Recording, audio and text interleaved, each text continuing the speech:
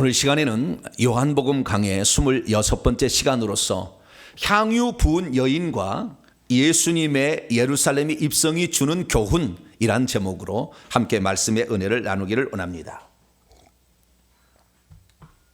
오늘도 수요일인데 또 이렇게 함께 나와서 예배하는 여러분들을 축복합니다. 하나님께서 말씀을 사랑하고 또 예배 가운데 주의 임재를 체험하는 자들에게 하나님의 은혜를 많이 더해 주실 줄로 믿습니다. 요한복음은 영적인 서신입니다. 영적인 복음서죠. 서신이 아니라 복음서. 물론 편지처럼 썼지만 복음서인데요. 요한복음을 쓰게 된 배경이 다른 복음서가 이미 통용되고 있었어요. 근데 사도 요한이 제일 오래 살았잖아요. 아마 100살까지는 살지 않았을까 생각이 듭니다. 그래서 이 사도 요한만 예수님의 제자 가운데에 자연사했어요. 다른 사람은 다 선교했습니다. 선교지 가서 다 도마는 인도에 가서 죽고 다 이렇게 베드로는 얻어가지고 다 이렇게 죽지 않습니까? 그런데 요한만큼은 끝까지 살아요. 왜냐하면 요한이 예수님께서 십자가에 못 박히던 날 그 옆에 있었어요. 다 도망갔는데 죽음을 무릅쓰고 그 자리에 와 있으니까 죽지 않게 한 거예요. 그러니까 하나님은 우리의 삶에 하나도 허투루 보시는 게 없어요. 우리가 어떻게 행동하느냐를 따라서 너는 더 살려둬야 되겠다. 너는 더 하나님 일을 더 해야라. 이렇게 하는 어떤 기준들이 세워지는 것이죠. 그래서 이 사실 예수님께서 올라가실 때 야고보와 요한이 올라가시면 좌우편에 우리가 좀 앉게해달라, 또는 그의 엄마를 시켜가지고 치맛바람을 일으켰지 않습니까? 좌우편에 우리 자식들 앉혀달라.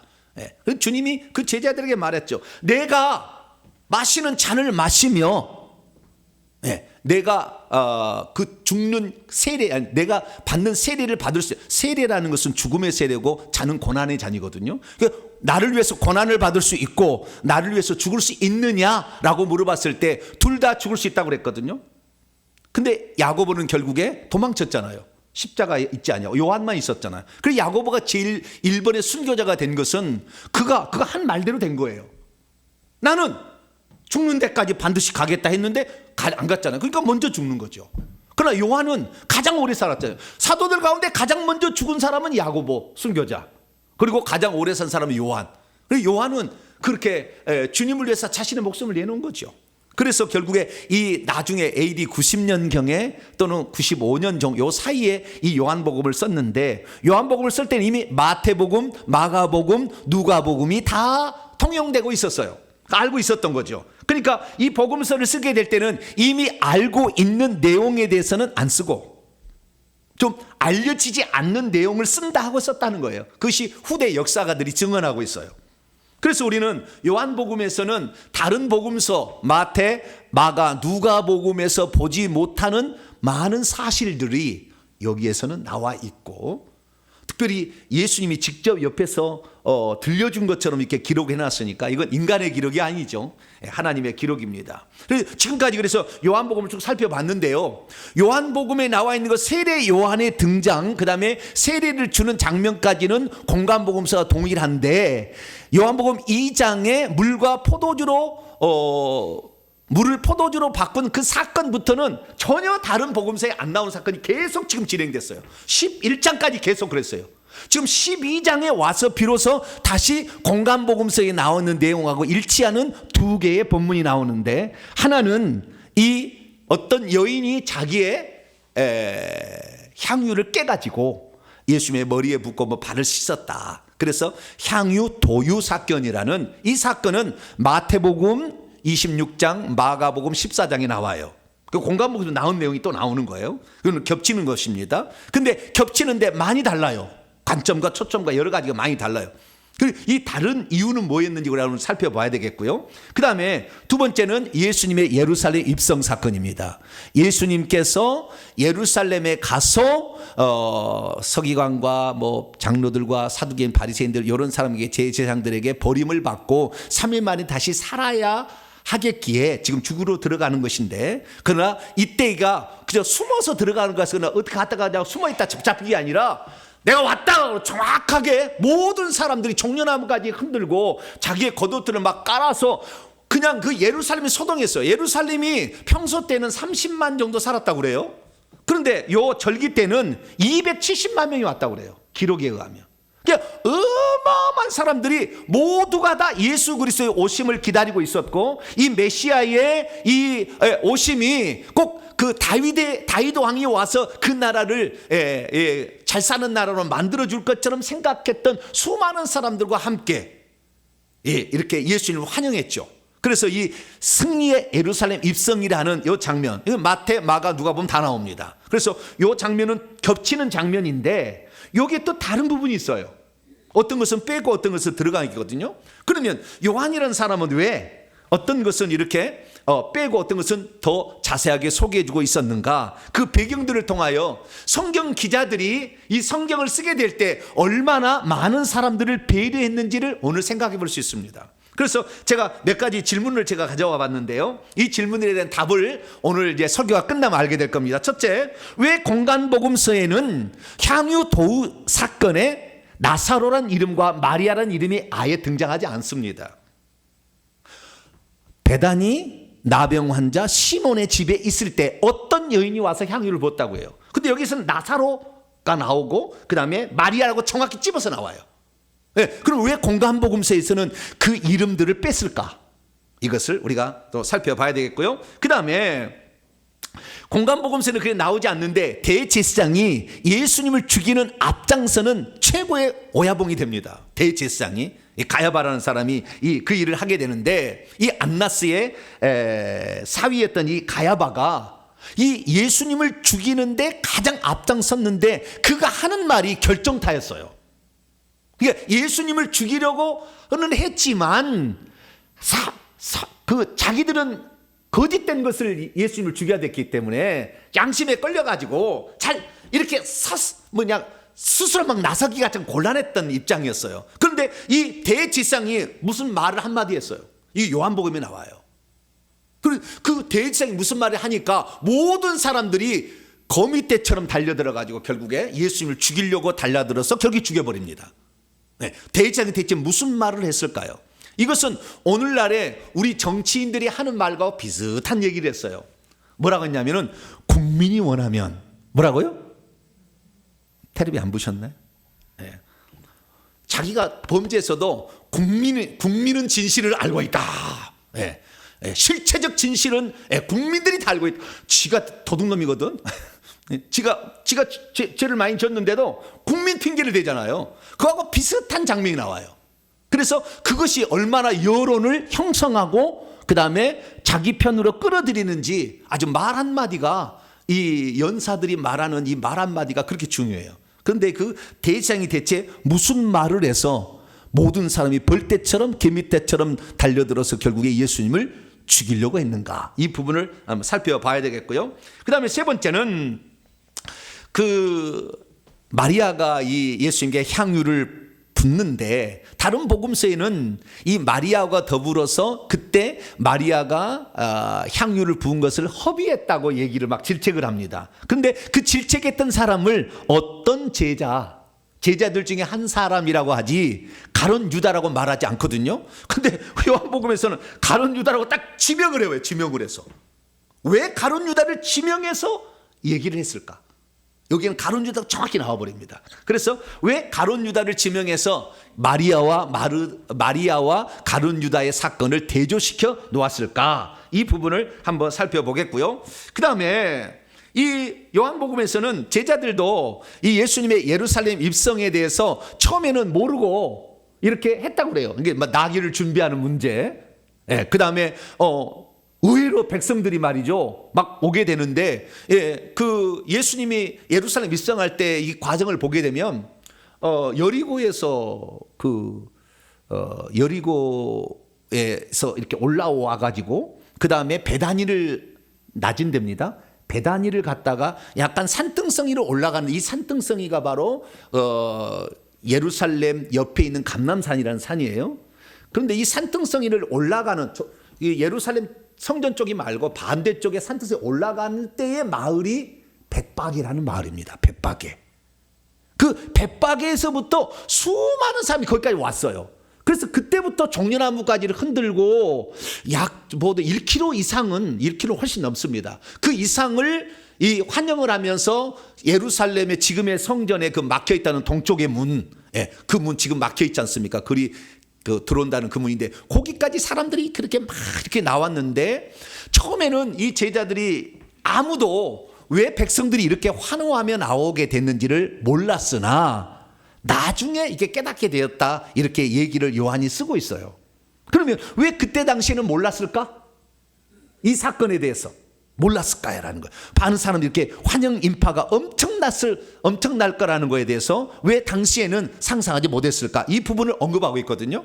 그것도 한번 살펴보고, 그 다음에 마지막으로 그렇게 많은 사람들이 이 예수님을 환영하기 위하여 이렇게 나오게 됐는데 그 예수님을 환영하게 나오게 한 결정적인 계기가 있었어요. 그 결정적인 계기가 이 대제사장의 언급을 통해서 예수님을 죽이려는 것도 결정적인 계기가 있었는가 하면, 예수님을 맞이하러 나온 수많은 사람들이 와서 예수님을 환영했는데 그렇게 만들어 어떤 결정적인 계기적 사건이 또 있었어요. 그것은 무엇일까? 이것을 통하여 오늘 우리가 하나님이 깨닫게 주시지 않으면 우리가 결국에 아무리 알려고 해도 못 알아요. 못 알 수밖에 없어요. 그래서 우리가 성경을 기록한, 오늘 성경을 기록했던 사도 요한의 그 심정을 한번 많이 헤아려보고, 오늘은 공간복음사와 좀 비교하면서 오늘 본문 말씀을 좀 살펴보는 시간을 갖도록 하겠습니다. 자, 그러면 먼저 요한복음 11장 45절부터 보게 됩니다. 요한복음 11장 1절부터는 우리가 잘 알다시피 마르다와 마리아의 오빠인 나사로가 병들었다가 죽게 되어서 살려달라고 기별을 했는데 예수님이 늦게 와서 죽어가지고 나중에 나흘 만에 왔더니 시체가 썩어가지고 냄새가 펄펄 나는데 주님이 오셔서 살려내면서 나는 부활이요 생명이, 나를 믿는 자는 죽어도 살고 무릇 살아서 나를 믿는 자는 영원히 죽지 아니하리니 내가 이것을 믿느냐 하면서 예수님이 나는 부활이요 생명이다 라는 5번째 자기 선언을 했던 그런 장면을 우리가 공부를 했어요.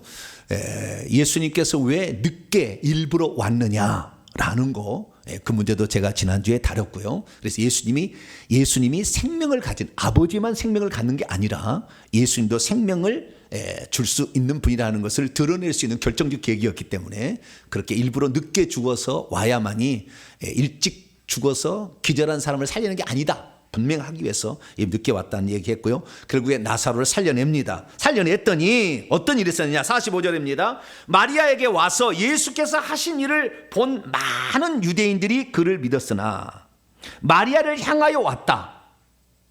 왜 마리아를 향하여 왔죠? 마르다를 향하여 오지 않고? 암시가 벌써 주어지고 있죠. 암시가. 왜? 마리아가 상당한 그때 당시에 상당히 영향력 있는 여인이었다라는 것을 암시를 하고 있죠. 그래서 마리아에게 그때 와서 예수께서 하신 일, 나사로를 살린 일이죠. 그 오빠를 살린 많은 유대인들이 예수님을 믿지 않다가 이 사건 때문에 예수님이 진짜 메시아다라는 것을 믿기 시작합니다. 그러니까 그 전의 사건들은 좀 긴가민가 이렇게 했는데 당시에 나사로는 베다니, 그러니까 감남산을 건너서 벳박이 일어나서 그 다음에 아래 동네에 있는 마을인데 약 예루살렘에서 3km 떨어졌어요. 그런데 대부분 여리고에서 올라오면 반드시 지나가는 길목이 있기 때문에 이 나사로가 베다니에 산다는 걸 사람들은 다 알고 있었어요. 그 나사로가 결국에 공간복음서에 말하는 나병 환자 문둥이 시몬과 동일한 인물인지 아닌지에서는 지금도 학자들마다 이렇게 여러 의견이 나누지만 가능성도 있어요.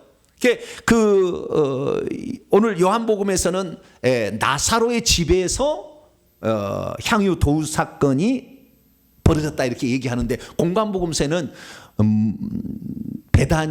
베다니 문둥병자, 나병 환자 시몬의 집에 있을 때 있었다고 하거든요. 그러니까 이 시몬이라는 사람이 근데 시므온이 구약의 시므온이잖아요. 베드로도 시몬이고, 시몬이라는 사람을 등장을 해. 시몬이 나사로하고 동일 인물이냐, 아니면 시몬은 나사로 마르다 마리아의 아버지냐, 또는 마르다의 남편이었느냐, 여러 가지 학설은 많이 있어요.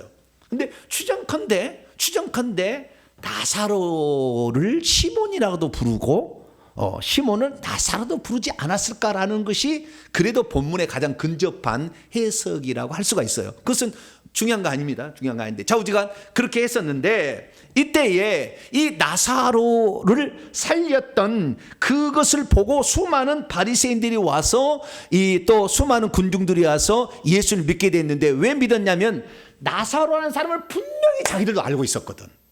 그 사람이 어떤 사람인지. 근데 그 사람이 죽었고 나흘이 되어서 예루살렘에서 수많은 사람이 와서 조문을 왔어요.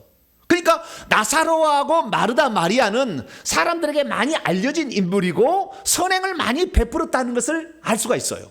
그래서 나사로가 죽었다는 사실은 어느 누구도 부인할 수 없었는데, 그 시체가 무덤 속에 들어가서 썩고 있었는데 그것을 살려냈다 그 말이에요. 그렇기 때문에 이것은 너무나 큰 충격적인 사건이었어요. 그런데 우리는 마태, 마가, 누가 공간 복음서를 보면 나사로를 살린 사건은 안 나와요. 거기에 그게 전혀 상상하지 못했던 것인데, 예수님께 그 많은 군중들이 몰려들 수밖에 없었던 이유, 그 다음에 수많은 사람이 예수님이 참 선지자요 메시아일 거라고 믿음을 갖게 됐던 결정적인 사건은 나사로의 부활 사건이에요. 부활이 아니라 소생 기적 사건이에요.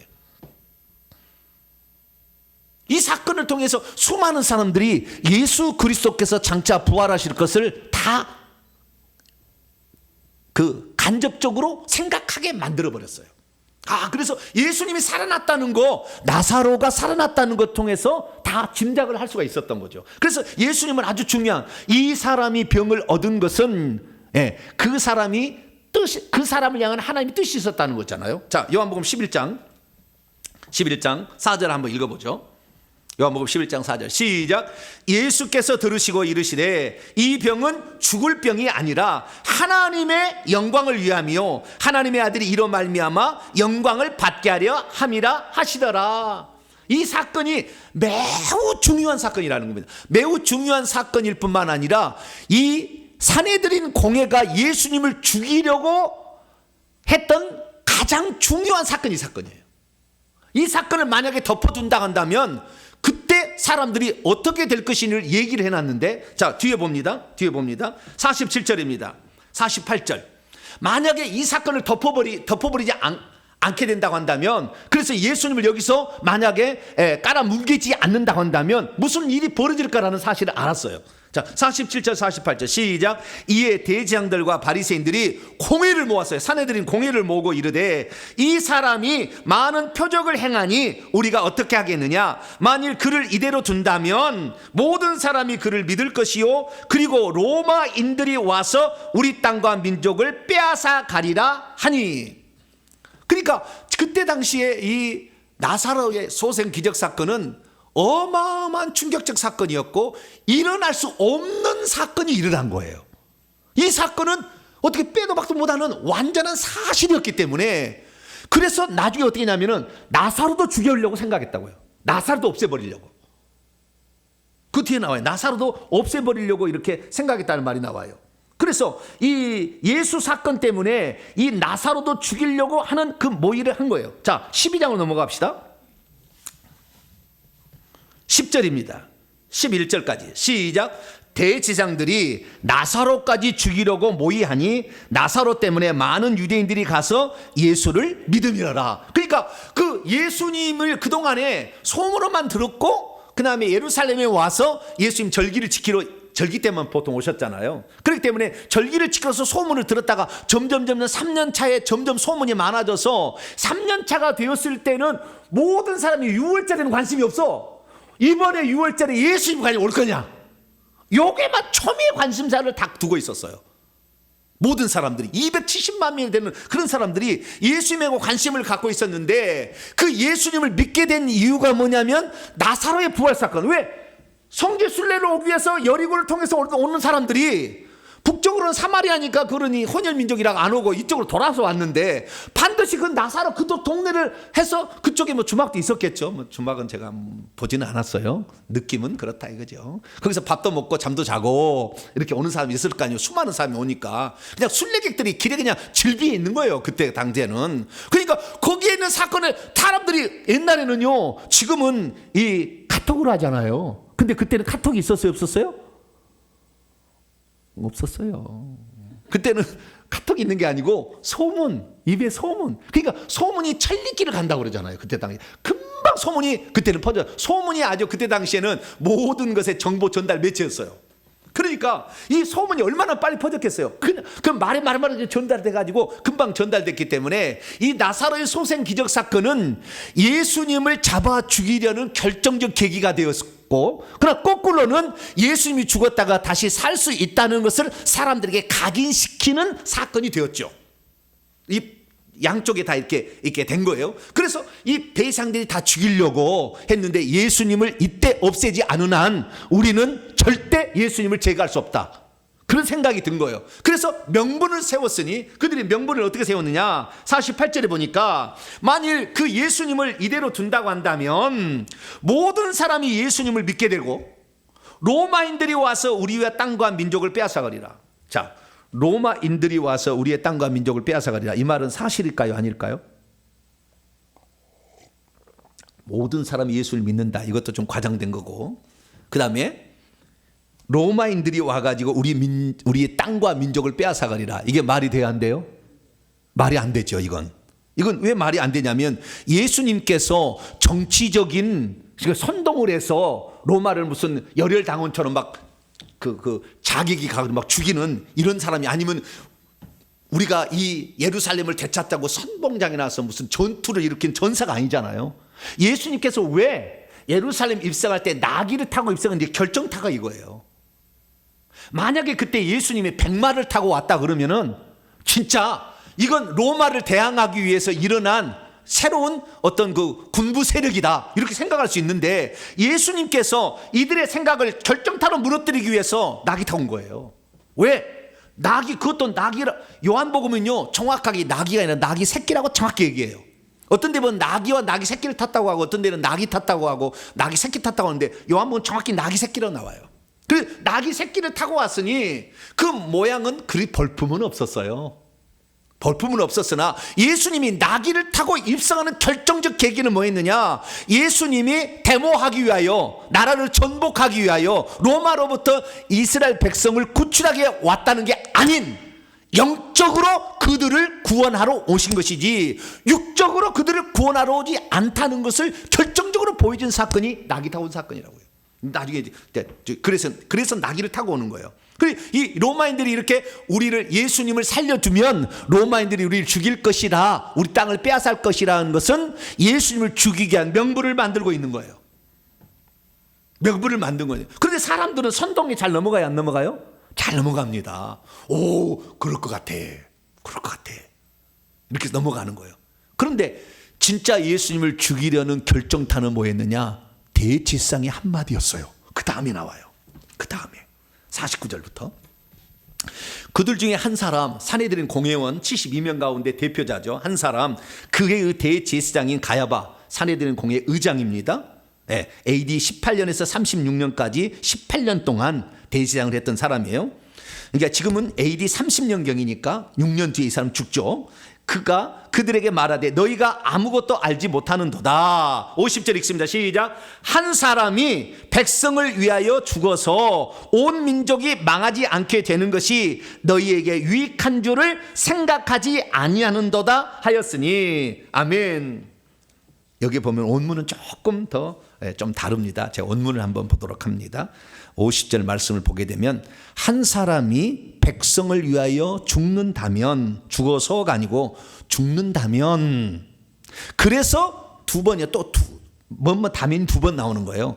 한 사람이 백성을 위해서 죽는다면, 그래서 온 민족이 망하지 않게 된다면 그것이 여러분에게 유익하다는 것을 여러분들은 생각도 지금 못하고 있습니다 라는 이 말 한마디.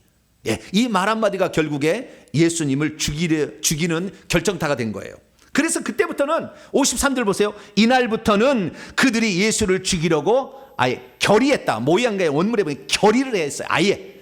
그러니까 사내들인 공회가 예수님을 죽이자라고 결정을 해버렸어요. 이 대제사장 말 때문에. 그럼 대제사장 이 말은 무슨 말이냐? 예수님이 죄는 없잖아요. 죄는 없는데 이 사람을 없애서 우리 민족이 살 수만 있다고 한다면 이 사람 한 사람 희생시키는 것은 괜찮지 않느냐 그거예요. 죄목은 없어. 예수님은 죄가 없어요. 뭔 죄가 있어요? 선동을 했습니까? 뭐 서열을 일으켰습니까? 나쁜 일 했습니까? 없잖아요. 그런데 예수님을 죽여야 되겠는데 왜 죽여야? 그냥 여기서 죽이려는 의도가 중요한 겁니다. 죽이는 의도가 중요해요. 왜 이를 죽이려 했느냐? 여러분, 예수님에 대하여 얘기를 들었을 때 예수님의 반대편에 서느냐, 예수님을 따라가는 사람이 되느냐에 따라서 우리의 멸망과 구원이 결정이 돼요. 결정이 되는데 그때 그러면 예수님을 쫓아가는 사람과 예수님을 미워하고 시기해서 죽이려는 사람으로 나누는 결정적 계기는 뭐냐면 이 땅에서 누리게 될 명예와 인기와 돈 문제가 예수님 때문에 내가 손해날 것 같으면 예수님을 버리는 거예요. 그러니까 그때 당시에 모든 사람들이 예수님이 오시기 전까지는 문제가 생기면 바리새인들에게 또는 사내들인 공회에서 모든 것을 처리했기 때문에 그들은 존경받고 있었는데 이 사내들인 공회가 이 대제사장들이나 사두개인들은 짐승 장사로 또 돈 바꾸는 장사로 돈만 밝혀 있다는 것이 예수님이 성전 입성하면서 막 채찍으로 막 이렇게 때리고 막 하면서 드러내 버렸잖아요. 사두개인들의 죄가 적나라하게 들어갔고 그 다음에 바리새인들 자기들이 율법의 해석이 율법의 최고봉에 있는 것처럼 생각했으나 율법을 주신 근본적인 목적은 그들이 몰랐고 뿐만 아니라 천국에 들어가는 사람까지 못 들어가게끔 만들고 있었거든요. 왜냐하면 외식하고 있었거든. 그러니까 자기들은 거룩한 척하고 있으면 실제적으로 거룩하지 않았는데 그렇게 거룩하고 했는데 그것이 마태복음 23장에 보면 독사의 새끼들아 하면서 예수님이 그들의 실제적인 더러움과 부패와 그 마음을 적나라하게 드러내버렸어요. 그러니까 미움과 시기 질투가 있었던 거예요. 여러분, 예수님의 책망을 받으면 회개를 해야지 예수님 나를 책망했다고 미워하면 안 돼요. 그 사람들이 미워했기 때문에 그런 거지 않거든요. 예. 그러니까 모든 사람들 중에서 천국에 들어갈 사람은 생명으로 들어갈 사람들은 어떠느냐? 예수님의 책망을 들었을 때 회개를 한다고요. 내가 잘못했구나. 그런데 멸망으로 들어갈 사람은 예수님의 책망을 하면은 뭐야? 이렇게 이제 고개를 쳐들고 오는 거죠. 그러면 이 사람들은 멸망으로 사탄이 써버리는 거예요. 그래서 이 대제사장들 이 그룹 종교 지도자들 그룹은 자기의 기득권, 자기가 그동안에 백성들로부터 존경과 신망의 대상이 되고 있었고 돈도 그것으로 다 벌 수 있었는데 예수님이 치부를 드러내니까 그것을 참지 못해서 결국에 예수님을 죽이려고 하는데 죽일 어떠한 죄도 없으니까 뭐라고 하냐면 한 사람이 죽어서 모든 사람을 살릴 수 있다고 한다면 한 사람은 죽여도 괜찮지 않겠느냐? 논리가 괜찮지 않아요? 예? 좀 논리가 그렇잖아요. 예. 죽일 수 없는 상황이었는데 그러니까 그 말을 들으니까 그렇지 된 거예요. 왜? 우리 모두를 위해서 유대 종교 지도자들을 위해서 한 사람만 제거되면 우리들이 가지고 있는 기득권을 유지할 수 있기 때문에 죽여야 되겠다라는 생각을 갖게 되는 거죠. 여러분들은 예수 그리스도로부터 어떤 죄에 대해서 책망을 들으면 회개하는 성도 편에 서게 되기를 축원합니다. 그래야 살 수가 있어요. 근데 이들은 그렇지 않았다는 거예요. 결국에 그래서 이렇게 얘기했는데 이 사도 요한은 해설을 붙였어요. 뭐라고 붙였냐면 대제사장의 이 말은 일종의 예언이다. 뭐라고요? 일종의 예언이다. 그 말은 무슨 말이냐면 자기는 예수님을 죽이는 좋은 명분을 하나를 만들어냈다. 이렇게 자기는 생각하고 얘기를 했지만 사실은 정확히 보세요. 자, 50절 보세요. 한 사람이 백성을 위해서 죽는다면 온 민족을 망하지 않게 할 수 있다. 그러잖아요. 이건 사실이잖아요. 무슨 말인지 모르겠어요. 예수님 한 사람이 우리 모든 죄를 위해서 대신 죽는다면 죽을 사람을 살릴 수가 있잖아요. 그 말은 사실이요. 이게 일종의 예언을 자기는 예수님을 죽일 명분으로 얘기를 했지만 예언을 했다라고 사도 요한이 51절에 해석을 하고 있어요. 이 말은 스스로 함이 아니요 그의 대제사장으로서 예수께서 그 민족을 위하여 죽으시고 그 민족뿐만 아니라 흩어진 하나님 자녀 이방인을 포함한 모든 사람들이 다 하나로 돼서 구원받게 하기 위하여 죽으실 것을 예언적으로 말한 것이다, 이렇게 얘기를 합니다. 그러니까 여러분, 이 악한 자들이 말을 해도 찬찬히 들어보면은 거기에 하나님의 선한 뜻이 들어있어요. 그러니까 무조건 나쁘다고 하지 마세요. 들어보면은 자기의 우물을 파든지 좌우지간 다 그렇게 하고 있어요. 다 입을 통해서 하고 있으니까 우리가 너무 이렇게 거기에 관여하지 않아도 될 것 같고요. 어쨌든 이 대제사장은 그렇게 얘기함으로써 철천지 원수로 지금까지 모든 사람에게 예수님을 죽인 대제사장 가야바, 지금까지 알려졌고 지옥의 아랫목에 있을 거예요. 그렇게 갈 수밖에 없거든요. 그러니까 이것이 어떤 대제사장으로 자기가 사명을 완수하게 했는데, 여러분, 사명을 완수하게 해도 사탄 편에 서서 그 일을 이루기 위해서 완수하는 것은 유익이 없는 거예요. 여러분, 하나님을 위한 편에 서셔서 얘기하시길 바랍니다. 나중에 왜 가룟 유다와 마리아를 비교해서 얘기했냐? 가룟 유다는 돈깨를 맡아서 그 돈을 차지하기 위한 돈 욕심 때문에 결국에 마리아를 책망을 하고 예수님까지 팔려고 30냥에 팔게 되지 않습니까? 그렇게 비교하게 된 것은 뭐냐? 예수 그리스도 이외에 다른 어떤 목적을 가지고 주님을 따라다닌다 한다면 그것이 너에게 결국에 올무가 돼서 너를 파멸로 끌고 간다 이거예요. 그러니까 오늘날 교회를 나와도 예수 그리스도 자체를 위하여 나와야지, 예수 그리스도를 통하여서 내가 부자 되겠다. 물론 부자가 안 되는 건 아니에요. 잘하면 부자 될 수 있어요. 근데 부자가 목적이 돼서 와서 오직 교회에 와서는 내가 여기서 장사를 해서 내가 이런 장사를 하는데 주보에 내가지고 내가 장사한 거 많이 팔 수 있도록 사람들이 홍보를 하기 위해서 왔는데, 우리 여기에 와서 여기 한 몇천 명 모인다고 해서 등록을 했거든요. 그런데 1년을 지내도 별로 오는 사람이 없어. 아닌 게 비요. 여기는 이 교회는 지원을 안 해주나 봐. 그리고 또 다른 게 가 있다니까. 그런 사람 못 보셨죠? 네, 안 보셔야 돼, 그런 사람들은. 네, 그런 사람은 어울리면 안 되는 거예요. 그런 목적으로만 안 되는 거예요. 이 예수 그리스도 그분 자체가 목적이어야 되고, 예수 그리스도를 믿고 나는 천국 가는 그 기쁨과 감사, 그분이 나에게 이 죽음 가운데 우리 살려진 그 은혜를 어떻게 보답할 것인가, 그게 마리아의 마음이에요. 그 다음에 이제 과정에. 왜냐하면 마리아가 잔치를 했는데, 왜 잔치를 했느냐? 자기의 죽은 오빠를 살려줬기 때문에 너무 도운하는 마음으로, 예수님께 감사해서 보답하는 마음으로 그 여인이 그렇게 한 거예요. 그런데 그 여인이 하는 행동이 다른 복음서에 보면은 머리에 기름을 부었다고 하지만, 여기에서는요 자기의 머리털로 예수님의 발까지 씻었다고 나와. 이것은 요한복음만 나와요. 자, 봅니다. 12장으로 넘어갑니다. 자, 12장. 그래서 1절부터 3절까지, 3절을 위해서 1절부터 한번 읽어봅니다. 시작. 6월절 엿새 전에 예수께서 베다니에 이르니 이곳은 예수께서 죽은 자 가운데서 살리신 나사로가 있는 곳이라. 거기서 예수를 위하여 잔치할세. 여기 잔치는 저녁 잔치입니다. 원문에 보니까 밤에 잔치를 한 거예요. 마르다는 일을 하고 나사로는 예수와 함께 앉은 자 중에 있다. 앉은 자 밑에를 보게 되면 기대어 앉다라는 그런 말이에요. 원문에 보면 기대어 앉다 이런 거예요. 그러니까 그 유대인들은 음식을 먹을 때 이렇게 비스듬히 이렇게 있으면서 먹나 봐요. 이렇게 그걸 말하는 거예요. 잔치하는 중에 있더니 3절 시작. 마리아는 지극히 비싼 향유 곧 순전한 나드 한 근을 가져다가 예수의 발에 붓고 자기의 머리털로 그의 발을 닦으니 향유 냄새가 집에 가득하더라. 여기서 두 가지가 좀 과한 것이라고 가룟 유다가 평가했습니다. 첫째, 그거 너무 아깝지 않느냐. 300데나리온, 한 데나리 노동자 하루 품삯인가, 노동자가 1년 벌을 수 있는 어마어마한 양의 돈입니다. 여자가 결혼할 때 지참금으로 갖는 것이 이 향유예요. 순전한 나든 비싼 인도산인데 이걸 가지고 있는데 이것을 너무 허비한 거 아니냐. 첫째, 허비한 거 아니냐. 이거 가룟 유다가 하는 말을 다른 사람도 생각할 수 있어요. 한 번 깨뜨려 버리면 그건 이게 호리병처럼 생겼거든요. 그래서 탁 깨져 버리면은 그 다음부터는 이게 복구가 안 돼요. 그래서 한 번 깨뜨리면 그걸 써야 돼. 그런 그 순전한 나드였는데 이걸 깨뜨리는 것은 너무 과한 허비가 아니냐. 가룟 유다가 이 일을 제기한 거예요.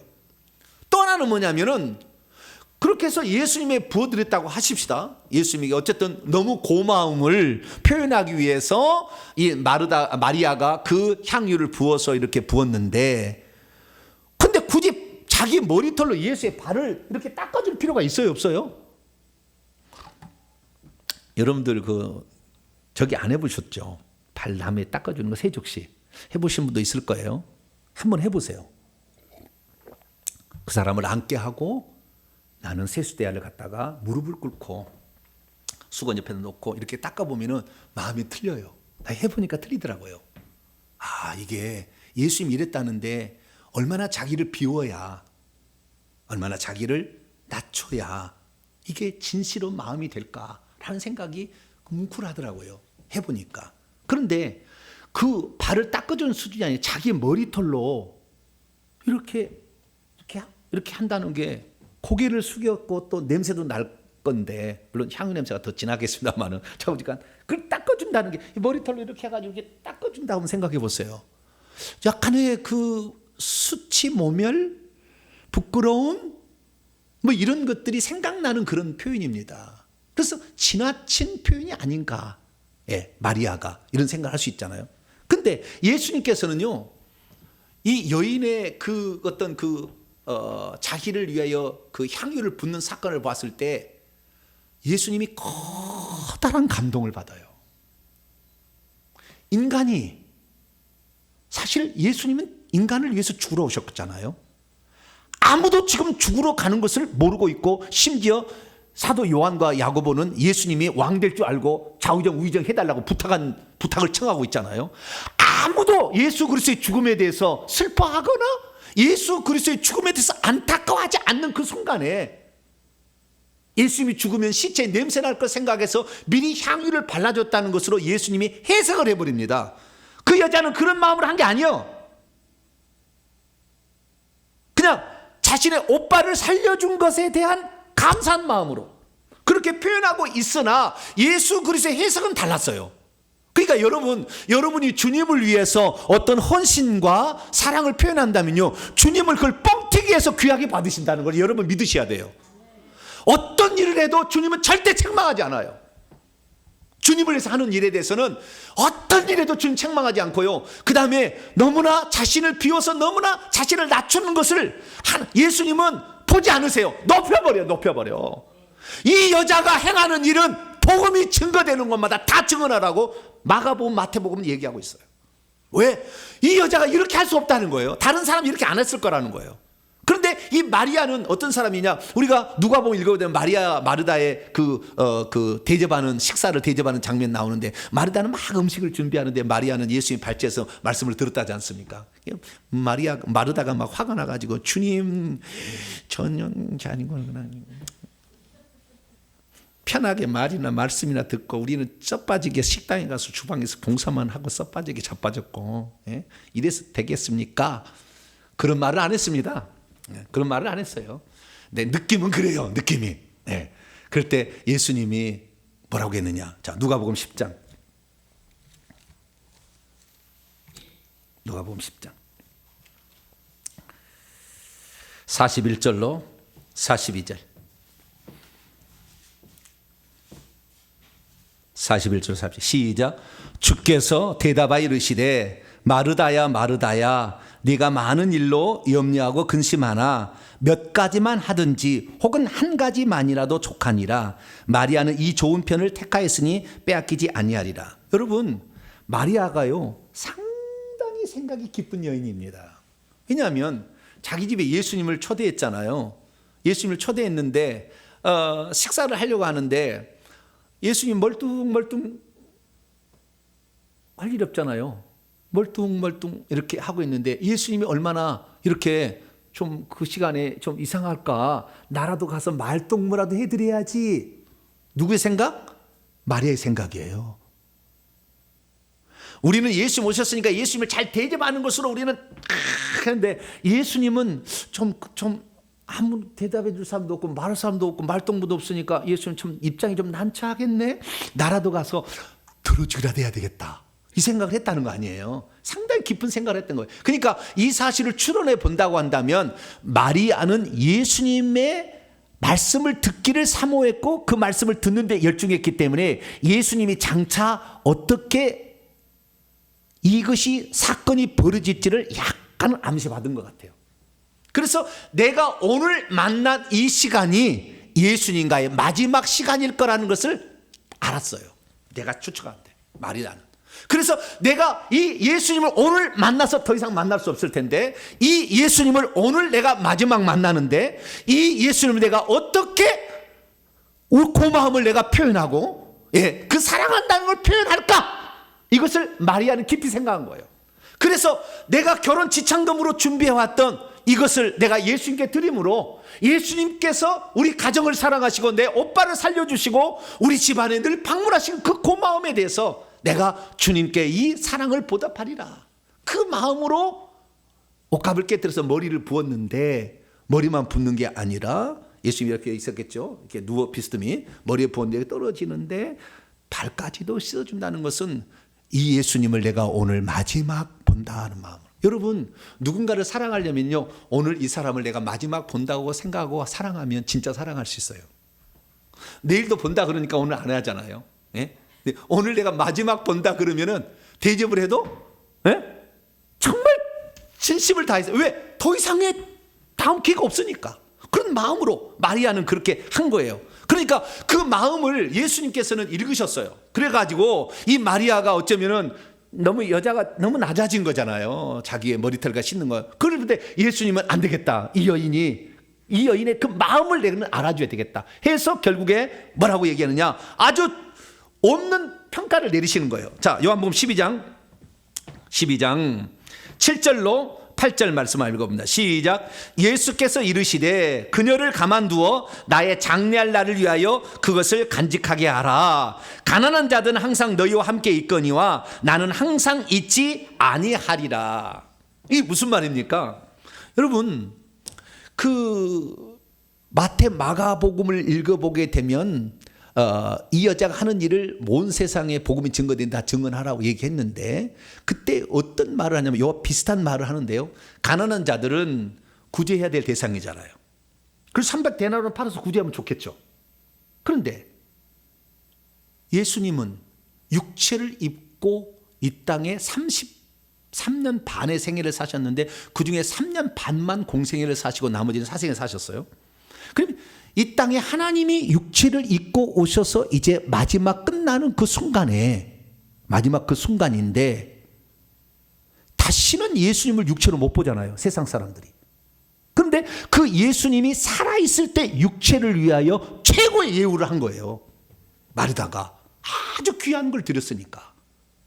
그렇기 때문에 나는 육체를 입고 있는 나, 말씀이 육신된 나는 너희들이 더 이상 볼 수가 없어. 그런데 이 여자는 더 이상 볼 수 없는 것을 짐작을 하고 나를 위하여 최고의 예우를 했다 이 말이에요. 그래서 이 여자가 하는 일을 잘못했다가 하지 마라. 많은 사람들이 오늘 예수님께 뭔가를 했을 때 너무 과한 거 아니냐, 허비한 거 아니냐, 이 가룟 유다 같은 생각을 해요. 가룟 유다는 나빴어요. 왜냐하면은 진짜 그런 마음으로 가난한 자들을 구제하기 위해서 그런 말 한 게 아니었어요. 요한복음은 속내를 정확히 써놨어요. 자, 6절로 7절 말씀 봅니다. 6절로 7절 시작. 이렇게 말하면 가난한 자들을 생각함이 아니요 그는 도둑이라 돈깨를 맞고 거기 넣는 것을 훔쳐감이라. 이게 가룟 유다는 그것을 헌금을 했다면 자기가 돈을 훔쳐가지고 좀 뒷구멍으로 이렇게 빼돌려가지고 자기 할 수 있었는데 그걸 하지 않은 것을 불만을 명목상으로는 이것을 가난한 자에게 구제했으면 얼마나 좋았을 거야 이렇게 얘기를 했다는 거예요. 그러니까 주님은 가룟 유다 아주 나쁘잖아요. 자기가 실속을 챙기기 위해서 입에 바른 말을 하고 있는 것이고 마리아는 자기의 마음을 표현하는데 예수님이 오늘 마지막일 것 같다는 느낌이 들었기 때문에 왜? 그동안 말씀을 계속 들었잖아요. 주의 깊게 제자들은 흘려들었지만 들었기 때문에 예수님이 오늘 마지막일 것 같다는 거니까 내가 할 수 있는 최선을 다해서 해보자.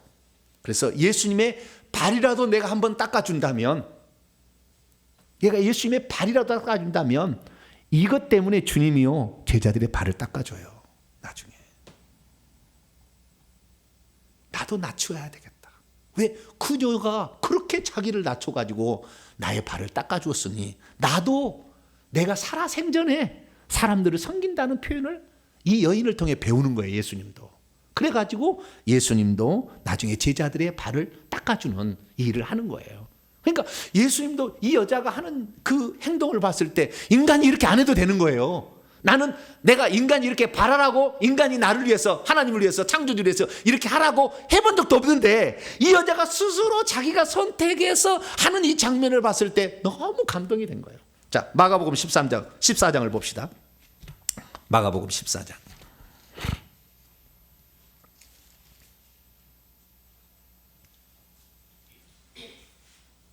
마가복음 14장 7절부터 9절까지 말씀. 7절부터 9절까지 말씀 읽어봅시다. 시작.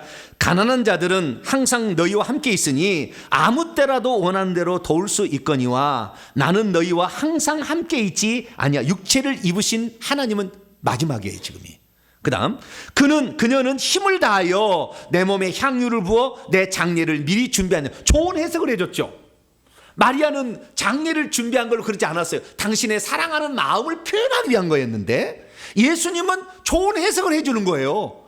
우리가 하나님을 위해서 어떤 일 했을 때 주님은요, 우리를 뻥튀기 위해서 축복을 해주신다니까. 할렐루야. 그걸 믿으시기 바랍니다. 그 다음 9절 시작. 내가 진실로 너희에게 이르노니 온 천하에 어디서든지 복음이 전파되는 곳에는 이 여자가 행한 일도 말하여 그녀를 기억하리라. 인간이 이렇게 할 수 있다는 것을 너희들 기억해야 돼. 나도 그래서 제자들의 발을 씻겨준 거야. 그렇게 말씀하고 있는 거예요. 여러분, 주님을 위해서 자신을 기꺼이 낮추고 주님에서 헌신하는 자를 주님은 결코 잊지 않으세요. 그 마음 가운데 깊이 새기시는 거예요. 네가 나를 위해서 이렇게까지 했다니. 우리가 그래서 주님을 위해서 복음 전하다 혹시 수치와 모면을 당하고 복음 전하다가 혹시 남에게 침뱉음을 당한다고 결단코 부끄러워하지 마세요. 우리 주님은 그걸 보시고 천배 만배로 우리에게 갚아줄 날이 와요. 그걸 믿으셔야 합니다. 할렐루야. 그래서 이 여인을 이렇게 축복해 주셨다라는 사실을 말해주고 있습니다. 그 다음에 마지막으로 요한복음 12장 12절로 넘어갑니다. 이때 예수님의 예루살렘 입성이죠. 그때 예루살렘 입성하게 되는데 이 입성은 결국에 어떤 입성이냐, 아까 얘기처럼 이 사람들이 정치적인 메시아, 이스라엘을 로마로부터 구출해내기 위한 정치적인 메시아 입성이 아님을 보여주기 위한 것으로서 일부러 나귀를 준비하셨어요. 그래서 이 공간복음서에는 나오고 요한복음은 안 나오지만 두 사람을 시켜가지고 어디로 배박에 가면 어디로 맞은편로 가면은 나귀가 매여 있는 걸 보는데 그걸 가지고 와라. 혹시 누가 왜 가져가냐 그러면은 주께서 쓰시겠다 하라. 이렇게 다 준비를 시키지 않습니까? 그러니까 예수님이 그 나귀 타고 입성하는 것은 내가 이 땅에 군림하러 온 거 아니야. 스스로 낮추시기 위한 표현이었고, 그 다음에 예수 그리스도께서 이 땅에 어떤 정치적인 왕이 되기 위해서 온 게 아니라 나는 모든 사람에게 나의 생명을 나눠주기 위해 왔다. 나는 죽으러 왔다. 그래서 나는 모든 사람이 하나님과 나 사이, 우리 인간 사이를 평화를 주시기 위해 왔다는 의미로서 아무런 사람들이 해치지 않는 나귀를, 말이 아닌 나귀를 준비시켜가지고 그렇게 오게 됐어요. 그런데 그것도 사실은 하나님께서 만세전에 작정하시고 이것을 이루실 계획이었어요. 그래서 스가랴 선지자를 통하여 이미 이것을 예언하고 있었어요. 스가랴 9장 9절 보면은 그는 겸손하여 나귀를 타실 것이다 라는 예언이 돼 있었어요. 근데 처음에는 그 예수님이 나귀를 왜 준비시켰는지, 만약에 예수님이 정말 승리에 입성한다면 나귀 타고 말이죠, 멋지게 입장해야 되는데 그러지 않는 이유를 처음에는 몰랐다는 거예요. 나중에 보니까 이것이 예수님께서 스스로 자신을 낮추시고 그 여인도 자기 머리털로 해가지고 발을 이렇게 발을 닦아줄 그렇게까지 낮췄는데 나도 이 땅에 섬기러 왔기 때문에 나도 나귀를 타고 볼품은 없겠지만 그렇게 한다. 그런데 모든 사람이 그때 이 벳바게까지 마중을 나와서 종려나무까지는 아시죠? 여러분, 로마의 군인들이 전쟁에서 승리하고 개선행진할 때 그때 로마 시민들이 거리에 나와서 흔드는 것이 종려나무까지예요. 이 종려나무까지는 페닉스라 해서 불사조 나무, 그래서 잘 마르지 않아서 계속 흔들어도 이렇게 사그러지 않거든요. 버들나무는 그냥 바로 시들어 버리지만, 그래서 그 나무를 막 이렇게 흔드는 거예요. 그래서 이렇게 흔드는 건 예수님의 승리의 입성이라는 것이지만, 예수님은 결단코 자기 자신을 의시되거나 드러내거나 인기에 영합하거나 그 다음에 왕으로 군림하게 오지 않았다는 것을 겸손히 낙이 타고 입성을 하셨다라는 사실을 표현해 주고 있는 것이고, 많은 사람이 그 자리에 참석했던 이유는 다른 게 아니었어요. 여기 나와요. 자, 18절입니다. 18절. 17절로 18절 읽어봅시다. 시작. 나사로를 무덤에서 불러내어 죽은 자 가운데서 살리실 때에 함께 있던 무리가 증언한지라. 이에 이것 때문에 무리가 예수를 맞이함은 이 표적 행하심을 들었기 때문이라. 그러니까 그때 당시 수많은 사람들에게 결정적으로 예수님을 환영했던 메시아로, 그들은 정치적 메시아로 원했지만, 자, 우리가 메시아를 환영했던 이유는 뭐냐? 죽은 지 나흘 돼서 썩어가고 있는 사람을 살려낼 수 있는 사람이라 한다면, 그 전에 얼마 전에 몇 달 전에는 그 실로암 목가에서 그 나면서 소경된 자, 맹인된 자 고친 적 있잖아요. 다 알고 있었어요. 다 알고. 성전의 미문에, 성전에서 그 구걸하는 자에게 다 알고 있어요. 그 사람도 고쳤다는 얘기가 있었잖아요. 그 사실을 알고 있어. 그러니까 여러분 이걸 아셔야 되는데, 메시아가 이 땅에 오면은 행할 최초의 기적이 뭐냐? 가장 중요한 기적이 뭐냐? 그것은 소경의 눈을 뜨게 하는 거예요. 이게 예언돼 있어요. 자, 이사야 35장. 왜 예수님은 소경 그 바디메오 뭐 눈을 띄고 막 그랬잖아요. 왜 소경을 이렇게 많이 눈을 뜨게 해줬느냐? 이것은 이사야 예언의, 메시아에 대한 예언의 말씀을 이루기 위함이에요. 그것이 육적인 눈을 띄워줌으로 영적인 눈을 뜨게 한다는 것입니다. 이사야 35장 5절 6절입니다. 5절 6절 시작.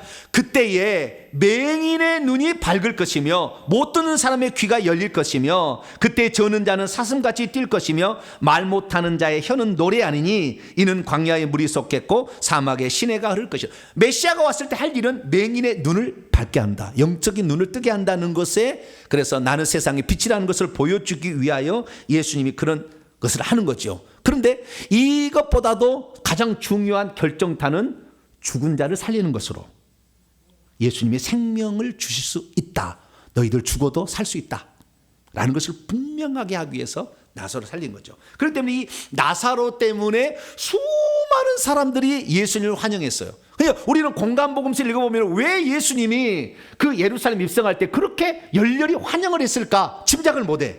근데 요한복음은 나오는 거예요. 그게 나사로 때문이었다는 거예요. 자, 그러면 이제 맨 처음에 질문을 던져가서 마치겠습니다. 왜 공간복음서에서는 이 여인의 이름을 마리아라고 얘기를 안 하고 그 집이 나사로의 집이었다고 얘기 안 하냐는 거예요.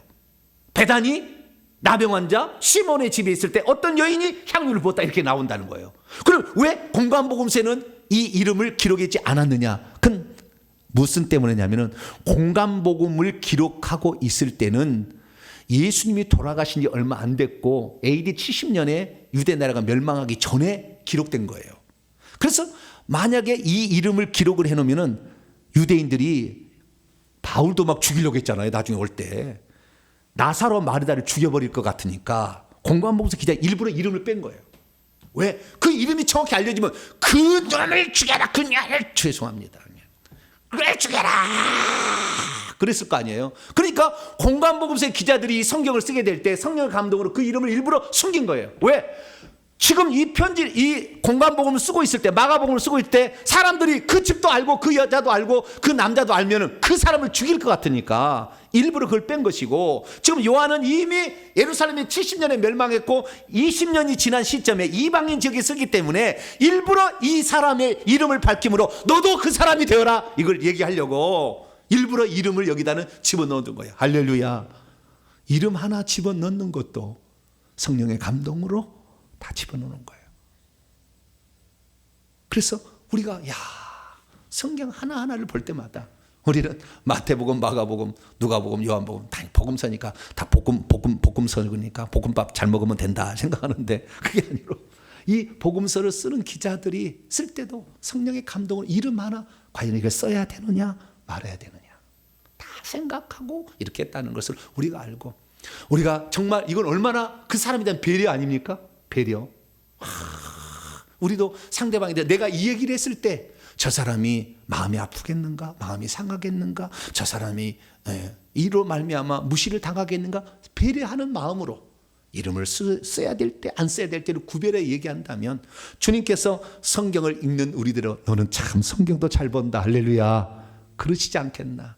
그래서 오늘 이 모든 사건들을 통하여 우리 주님이 주셨던 그 말씀을 마음에 새겨서 여러분도 그렇게 살아가게 되기를 간절히 바랍니다. 거룩하신 하나님, 성경 하나, 말씀 하나에도 깊은 뜻이 담겨 있었고, 우리 주님은 이 여인이 행한 일이 너무나 고맙고, 내가 죽는데 아무도 슬퍼하는 사람 없고 내가 죽는 것을 알아주는 사람이 없지만, 이 여인은 나를 위하여 자신의 모든 것을 드렸을 때 너무나 그것이 고마웠습니다. 주여, 우리가 이 땅 살 때 우리도 마리아처럼 주님을 사랑하는 마음을 그렇게 잘 표현할 수 있도록 우리를 이끌어 주시고, 주님을 위해서 드리는 어떤 것도 허비가 아니라는 걸 알고 기꺼이 주님을 위해서 은혜 갚으며 살아가는 우리 모두가 되게 해 주옵소서. 우리 주 예수 그리스도의 이름으로 기도하옵나이다.